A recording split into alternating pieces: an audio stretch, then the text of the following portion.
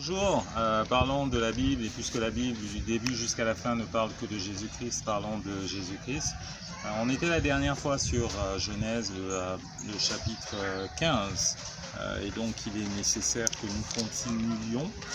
Je voulais vous lire un passage qui se trouve dans Exode 12, verset 40. Le séjour des enfants d'Israël en Égypte fut de 430 ans. Et au bout de 430 ans, le jour même, toutes les armées de l'Éternel sortirent du pays d'Égypte. Donc le jour même, je l'avais lu en anglais, c'était en fait the self-same day, le jour même. Alors c'est pas qu'ils ont pris toutes leurs affaires et qu'ils sont partis le jour même, ce qui s'est effectivement passé, mais en fait le jour même a une implication qui est un tout petit peu plus grande. Si on repart dans le verset un tout petit peu plus haut, le verset 40, donc le séjour des enfants d'Israël en Égypte fut de 430 ans. Si vous avez une version Louis II, ce que vous allez voir, c'est quelques références à Genèse 15-13, où justement on est en train de parler des 400 ans. Ils seront 400 ans dans le... je vais vous le lire tout simplement, je pense que ce sera un tout petit peu plus simple. Le Genèse 15-13. Et l'Éternel dit à Abraham, sache que tes descendants seront étrangers dans un pays qui ne sera point à eux, et ils y seront asservis, on les opprimera pendant 400 ans. Donc il y a 400 ans, 430 ans, vous notez s'il vous plaît. Et puis ensuite, donc il y a une référence à Galates 3,17. Donc si vous avez une Bible Louis II, normalement vous allez voir ces références là qui sont en train d'apparaître. Alors des références qui sont très intéressantes, hein. Si vous avez l'occasion de les lire, n'hésitez pas à les lire. C'est ce que j'ai fait pendant pas mal d'années. Galates 3,17, voici ce que j'entends. Une disposition que Dieu a confirmée antérieurement ne peut pas être annulée, et ainsi la promesse rendue vaine par la loi survenue 430 ans plus tard. Donc on est en train de parler des 430 ans. Alors 400 ans, 430 ans. De quoi sommes-nous en train de parler?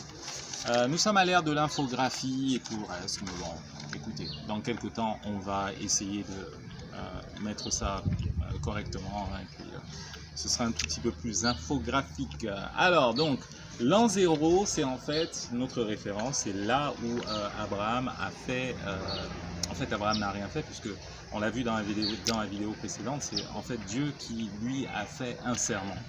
Donc où il était en train de s'engager et de dire « je vous sauverai tous ». Et qu'il est passé entre la rangée d'animaux qui a été coupée en deux. 30 ans plus tard, il y a eu la naissance d'Isaac. Okay. 90 ans plus tard, on se retrouve avec la naissance de Jacob et d'Ésaü.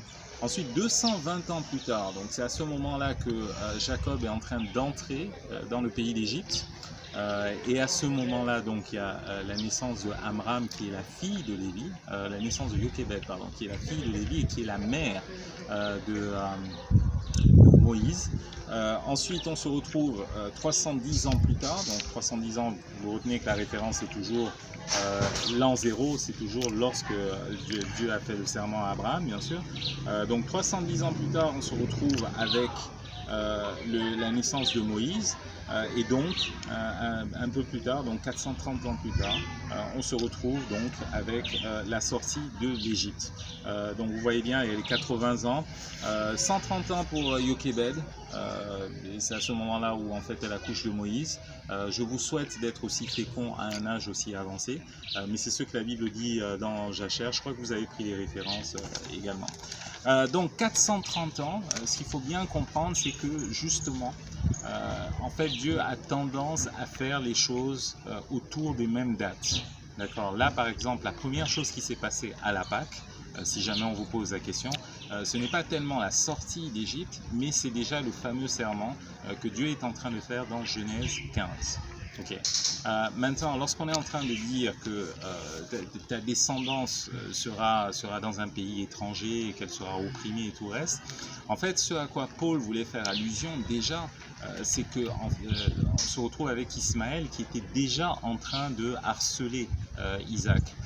Dans un premier temps, Isaac est né dans un pays étranger, dans un pays qui n'était pas le sien, et que par la suite, donc, il a fait l'objet de harcèlement, il a fait l'objet de brutalisation, et c'est l'une des raisons pour laquelle Sarah voulait justement que Ismaël soit en train de partir. Donc la Pâque, hein, très important que vous compreniez la Pâque, et donc dans Galates 3,17, ce que Paul est en train de dire, c'est qu'il y a deux événements qui sont distincts, non seulement en termes temps, du moment où ils ont lieu, mais également en termes de signification.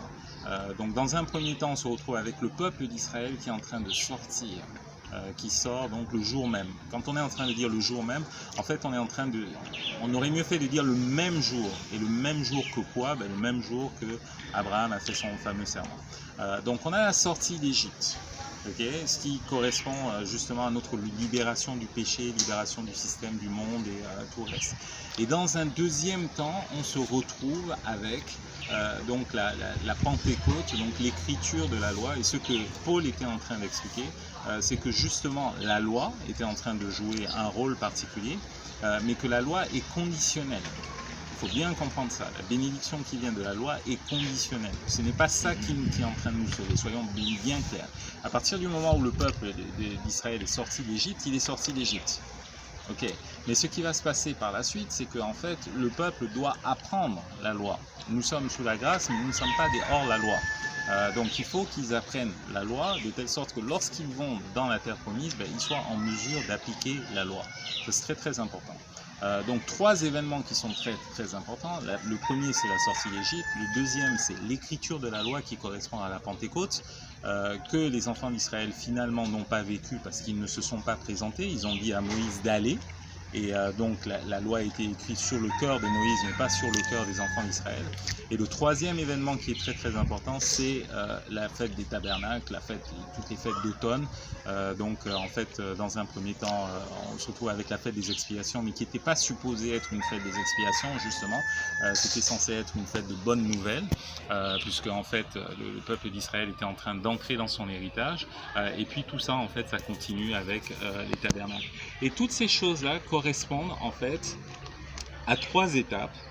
On va lire dans 1 Thessaloniciens 5, 23.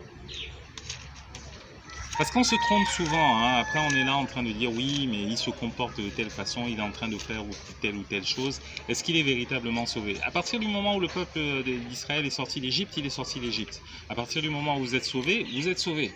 Hein, parce que vous êtes sauvé et c'est quelque chose d'irrévocable que Dieu a fait. C'est un engagement irrévocable et inconditionnel. Maintenant, est-ce que vous allez rentrer en possession de votre héritage? Là maintenant, Dieu veut que vous soyez quand même, que vous connaissiez la loi avant de vous donner votre héritage. De la même façon, mon fils peut être propriétaire de la voiture, de ma voiture au moment où je suis en train de mourir, mais de l'autre côté, il faut bien qu'il ait son permis. Donc vous voyez un tout petit peu comment ça fonctionne. Conditionnel, mais le salut, lui, n'est pas conditionnel, il est inconditionnel. À partir du moment où vous êtes sauvé, vous êtes sauvé. 1 Thessaloniciens 5, 23, que le Dieu de paix vous sanctifie lui-même tout entier, que votre être, l'esprit, l'âme et le corps soient conservés irrépréhensibles lors de l'avènement de notre Seigneur Jésus-Christ. Donc on est en train de parler de la division dans 3 dimensions. Donc la première, donc c'est le corps. La deuxième c'est l'âme et la troisième c'est l'esprit. Donc 1 Thessaloniciens 5, 23. Et l'idée justement c'est que dans un premier temps votre esprit est sauvé à partir du moment où vous acceptez la Pâque. Dans un deuxième temps votre âme est en train d'être sauvée. Donc vous êtes en train de changer, votre intelligence est en train d'être renouvelée. Okay, et ça c'est la Pentecôte, hein, un processus qui peut durer, qui dure le temps qu'il dure.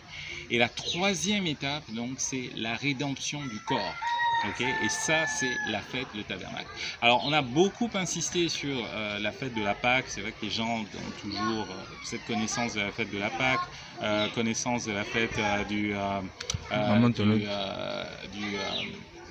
de la fête de Pentecôte, mais c'est vrai que tabernacle c'est une chose sur laquelle on n'a pas nécessairement insisté. Mais tabernacle en fait c'est la rédemption du corps, c'est un sujet sur lequel on va revenir et ça va très très bien on pourra vous expliquer un tout petit peu comment ça fonctionne. Ok, je pense qu'on a un tout petit peu couvert Genèse 15.